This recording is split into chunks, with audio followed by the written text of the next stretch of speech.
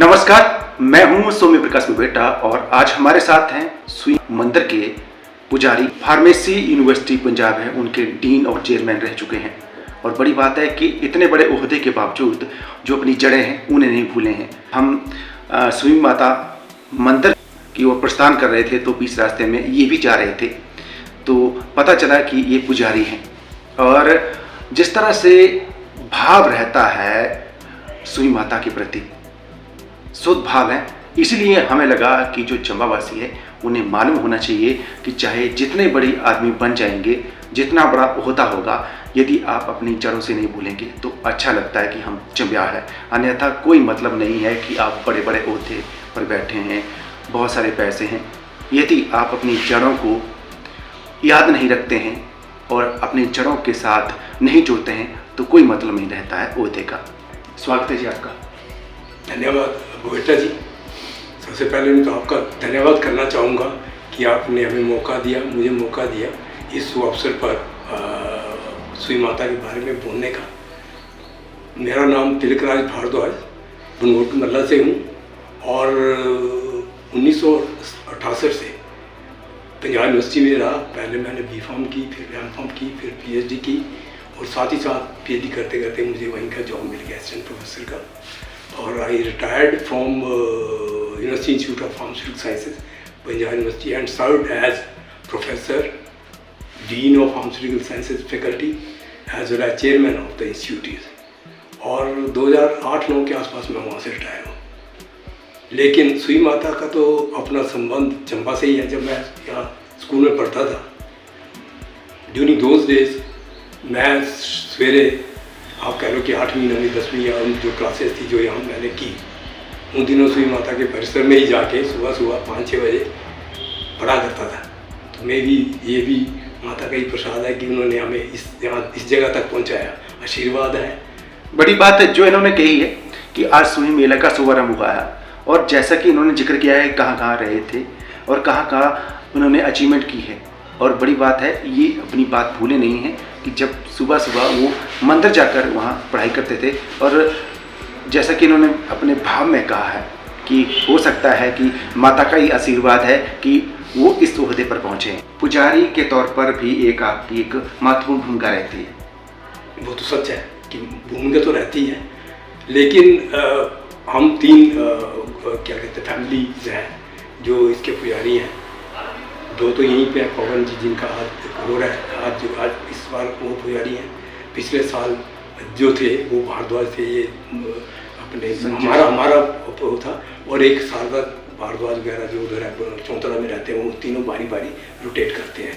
लेकिन मेरा है तो ये बड़े सालों के बाद मौका मिला है, सुनहरी अवसर मिला है कि माता की सुई माता के इस मौके पर आने का। लेकिन सिंस की एजुकेशन से जुड़े होने के बावजूद होने के कारण मैं ये काफ़ी सालों के बाद ही अटेंड कर पा रहा हूँ।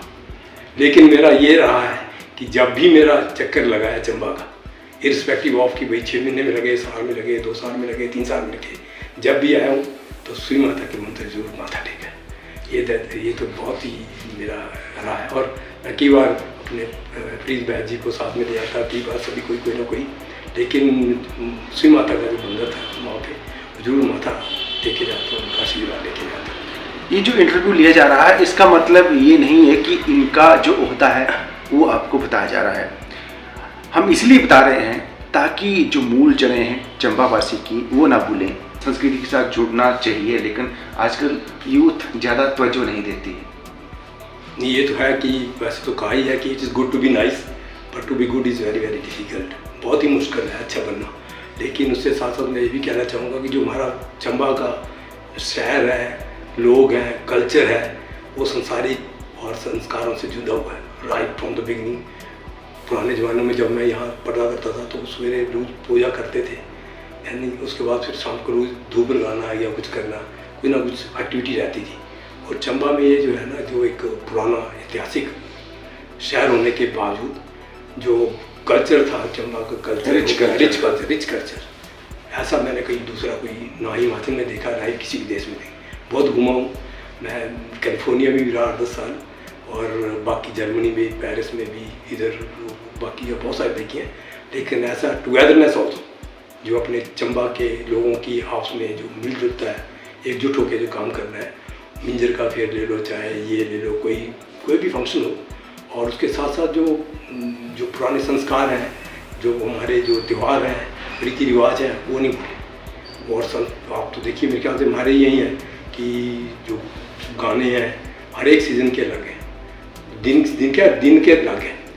सवेरे ब्यागड़ा पता नहीं क्या कहते हैं उसको, कि कोई करते हैं, शाम को कुछ और है, सारे हर एक जो है वो कल्चर उसका बहुत ही बढ़िया। और गाने मेरे ख्याल जितना कोई यूट्यूब ढूंढे तो सबसे पहले वही निकलता है, माए मेरी बता दे चंबा कितनी दूर, वही गाना मेरे ख्याल से हर दूसरे तीसरे ट्यूब में ना यही होता है, माए मेरी बता सीधे चंबा कितनी दूर। ये जो चीज़ें हम बातचीत कर रहे हैं, जो जड़ें हैं, ये जड़ें ही होती हैं जो अपनी जो लोक संस्कृति को भूलने नहीं देती है। जो अपनी लोक संस्कृति है उसको जब नहीं भूलता है कोई तो फख्र भी होता है। और जैसे कि आपने कहा कि हर कंट्री घूमे हैं, जो भी मतलब बताई आपने, लेकिन जो चंबा है उसकी तरह खूबसूरत कोई जगह नहीं है। और जो यहाँ की संस्कृति, यहाँ की महक, जो लोक संस्कृति है उसका मुकाबला नहीं। पढ़ाई के साथ साथ और भी आजकल चीज़ें हो रही हैं, आपको पता है कि नशा भी बढ़ रहा है, तो ये भी एक चुनौती है। इसको लेकर मुझे लगता है कि आपकी तरफ से एक मैसेज हो जाए तो बड़ी अच्छी बात। ये तो बहुत ही अच्छी बात की आपने, क्योंकि आजकल देखो पंजाब में बहुत बुरा हाल हो गया और हिमाचल में भी बढ़ रहा था पीछे काफ़ी। तो हम सभी की यही है, मैं एट प्रेजेंट जो हूँ, I am working as advisor to chancellor at Baddi university, उससे पहले 3 साल रहा आफ्टर रिटायरमेंट। तो हमारा बच्चों का यही मैसेज है कि किसी तरह से इसको जड़ से उखाड़ पाए, क्योंकि जो ये चीज़ें हीरोइन वगैरह जिसको चिट्टा बोलते हैं, बहुत ही डेंजरस चीज़ है। लोग जो है इसके पीछे जान तक देनी पड़ती है और ये काफ़ी बढ़ रहा था। हमारे यूथ के लिए, सबके लिए यही है कि बच्चों का तो है ही है, लेकिन पेरेंट्स का उससे भी ज़्यादा रिस्पॉन्सिबिलिटी है, सोसाइटी की ज़्यादा रिस्पॉन्सिबिलिटी है, ताकि हम सब मिल के एकजुट होकर इसको जड़ों से निकाल के हिमाचल से बाहर फेंकें।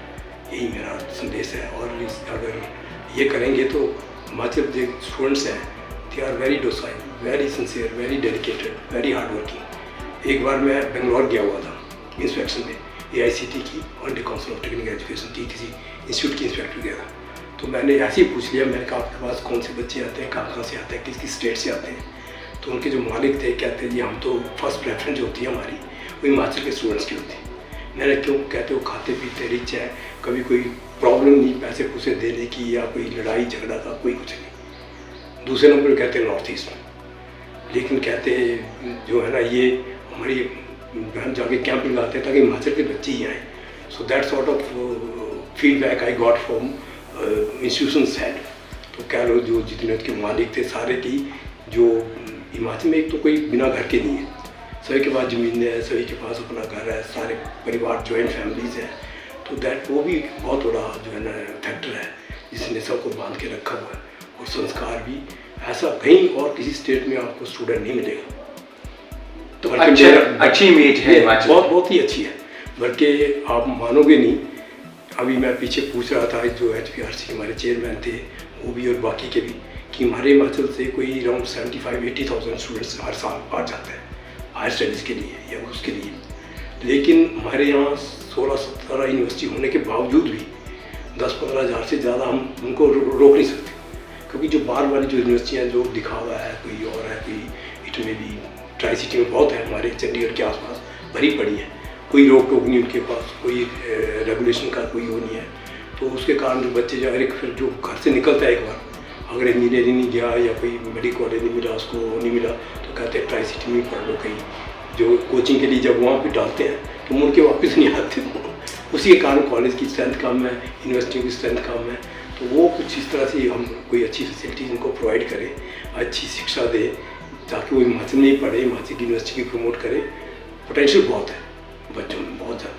अच्छा, चंबा के हिसाब से मैं बात करूं कि नेचुरली आप इंटेलेक्चुअल आदमी हैं, तो चंबा का कैसे भला हो सकता है? मैं इसलिए पूछना चाह रहा हूँ क्योंकि आप बहुत सारी चीज़ें देखी हैं आपने। हाँ, नहीं, चंबा में देखो, जैसे आपको, जैसे मेरे पिताजी थे तो वो लाहौर से पढ़े, उनसे पहले भी सारे जो पंजाब स्कूल था अपना यहाँ के, और उनके जो हेडमास्टर हुआ करते श्री जयवंत जी, और मेरे पापा के गुरु रहे हैं जयदेव बड़ोत्रा जी, इसके नीरज जी के नाना जी। तो MLA नहीं उनके नाना जी, तो वो यानी कि उन्होंने उनको पढ़ाते थे। जब वो वहाँ से पढ़ के आए लाहौर से, तो उन्होंने ही सब एज टीचर अपने स्कूल में, तो ड्रामे वगैरह उन्होंने किए यहाँ स्कूल चंबा में, लॉन्ग बैग। और वो जो परिवार है बड़ोत्रा परिवार, वो तीनों चारों भाई, चतर सिंह बड़ोत्रा जी, देव के पापा शक्ति साहब बड़ोत्रा जी, ये जो अपने हैं अपने ओम बड़ोत्रा वगैरह के फादर, और ये सारे मिलके उन्होंने जो ये कल्चर शुरू किया, सनातन धर्म में ड्रामे शुरू किए, तो उनमें उन्होंने आइडेंटिफाई किया पापा को मेरे। फिर उसके बाद उन्होंने कहा कि तू मेरे पास पढ़ने आया कर। तो वो रात को 8:30-9 बजे आते थे अपने धर्मसभा से, तो पापा पढ़ने जाते थे रात को 11 बजे तक या 5 बजे तक। उन दिनों कोई स्ट्रीट लाइट नहीं थी, सिर्फ वो थी जो ये वाला 1906 में बना, मेरे ख्याल से हाइड्रोइलेक्ट्रिक प्रोजेक्ट है ये वाला। तो उसके बाद वो पढ़ के उनके, लेकिन वो उनके साथ जुड़े रहे और उन्होंने इतनी अच्छी शिक्षा दी, इतने अच्छा संस्कार दिया। और उन्होंने आयुर्वेदिक किया अपना लाहौर से, फिर आके यहाँ सर्व किया हिमाचल, अपने चंबा स्टेट होती थी। तो इस तरह का जो कल्चर था स्टेट का, जो खारिज जो कहते कंट्री है जैसे बोलते हैं हम, तो राजा जो थे वो बहुत ही विजनरी थे फ्यूचर के हिसाब से। बच्चों को कौन सी चाहिए, कौन सी सीट खाली हो रही है, कौन सी पोजीशन खाली हो रही है, उसके मुताबिक को भेजते थे पढ़ने। लाहौर पढ़ते थे, कोई शांतिनिकेतन जा रहा है, कोई कहीं और जा रहा है, रायपुर जा रहा है। विजन अच्छा था। अब आप देखो मेरे को ऐसी स्टेट कहीं नहीं है जो अपनी पुलिस लाइन जो थी राजा की अपनी फोर्स थी, ऐसी बैरक्स कहीं नहीं देखने को मिलेगी। हिमाचल में जो म्यूजियम था, भोली सिंह म्यूजियम, जो पुराना था, वो that was only in Himachal, कोई और कहीं नहीं था। यहाँ से ले गए, फिर हिमाचल में शुरू किया। सर्किट हाउस ले लो, आप स्कूल ले लो, DC ऑफिस ले लो, बिल्डिंग्स ले लो जितनी भी है। हाइड्रोइलेक्ट्रिक प्रोजेक्ट्स का था, सबसे लेप्रोसी का हॉस्पिटल ये यहाँ पे चंबा में है। तो देखिए आप कितना, और सारे इकट्ठे होकर रहते थे, एकजुट होकर काम करते थे। तो ऐसा आपको कहीं किसी स्टेट में भी नहीं। चंबा में बढ़ के उनको कुछ सरकार कुछ मनाने की वो ही नहीं किया। उसके बाद डेवलपमेंट इतनी नहीं हुई जो राजों के टाइम जितनी डेवलपमेंट हुई सरकार नहीं कर पाई। विजन हर एक देखो आप जितने देखते हैं जो उनकी तहसीलें थी, या तो जैसे पंगी था, चौड़ी था, चुराव में था, तीसा वगैरह, ये सारी उनके अपने थे। फॉरेस्ट का सिस्टम था, DFO वगैरह या फॉरेस्ट ऑफिसर वगैरह थे, सारे it was so good setup था एक तरह से मैनेजमेंट। अब तो इतना अच्छा था। और वही एक तरह से अंग्रेज़ों का बाद में किया, या उन्होंने क्या डेवलप किया, और विज़न कितना अच्छा था कि क्या क्या सोचते थे चंबा के बारे में, क्या क्या किया उन्होंने। तो और वैसे ही फिर प्रजा भी थी। तो मतलब जैसा पहले था अब वैसा नहीं रहा चंबा। नहीं, चंबा तो वैसा ही है, वो भी है, लेकिन डाइल्यूशन होती गई थोड़ी, लेकिन वो डेवलपमेंट उस लेवल पे नहीं हुआ। डेवलपमेंट जैसे बाकी जगह हुई है ना, बाकी डिस्ट्रिक्ट ऑफ हिमाचल प्रदेश में उतनी यहाँ नहीं हुई, लेकिन वो रहे कुछ जो चंबा एक बार जन्म जिसने ले लिया है तो भाग्यशाली है ही है। उसी के साथ साथ जो है ना वो जुड़ा भी रहता है। तो जितने भी आप हमारे यहाँ से लीडर्स आए हैं किए हैं, उन्होंने तो पूरा जोर लगाया है। हमारे टाइम में चतर सिंह हुआ करते थे MP, फिर मैं अपनी राजमाता रही, वो रही, तो उन दिनों भी काफ़ी डेवलपमेंट हुई। लेकिन जो कनेक्टिविटी है मेन, तो जैसे आप तो गोली से यहाँ तक ले लो आप, या बाथरी से चंबा तक, वो अब 50-60 साल 70 साल हो गए नहीं। Had it been given to some hydroelectric projects वालों कुछ मेरा वालों को दिया होता है, किसी और को दिया होता, ये जो सच रह गया थोड़ा सा, it would have been different. अच्छा, कनेक्टिविटी ठीक हो जाएगी तो चंबा का भला हो सकता है। नहीं, मैं तो चाहता हूँ कि भी इसका कोई इस तरह से बने, टनल नहीं टनल, ये कोई यानी कि कोई सिस्टम ऐसा बने कि चंबा उस रूट के अंदर आ जाए। बट टनल से भला हो सकता नहीं, जैसे अब हाँ ये जो है बैजनाथ वाली, बैजनाथ से इधर आके या चौड़ी चंबा भी हो जाए, कोई जैसे कोई एक तरह सर्कुलर टूर और टूरिज्म के जैसे भरमौर है 84, अब मणिमेश आता है, तो बहुत सारे आते हैं श्रद्धालु, मेरे ख्याल से लाखों में। पिछले साल मैं 2021 में गया था मैं, तो मेरे ख्याल बहुत ही लोग थे, बल्कि उन दिनों बैन था कोविड के कारण और कुछ बहुत बैन लगा हुआ था। लेकिन इस तरह से बने कि जैसे इधर से रावी के किनारे ही रावजी बन के जाना ना पड़े। रावी के किनारे ही जो ये 3 डैम है, ये कौन सी डैम है अपने महाराजा रणजीत सिंह चमेर नहीं आगे पंजाब की, अच्छा रंजीत सागर से सीधे ही चून चांद से होते हुए इधर से होते हुए यहाँ से जाके सीधे कांगड़ा क्रॉस कर दे टनल बन के। क्योंकि आप देखिए अटल टनल बनी इतनी बढ़िया, हिमाचल में इतनी टनल बन रही है ना, और एक से एक जो उसे एक तरह से सर्कुलर रूट बन जाएगा।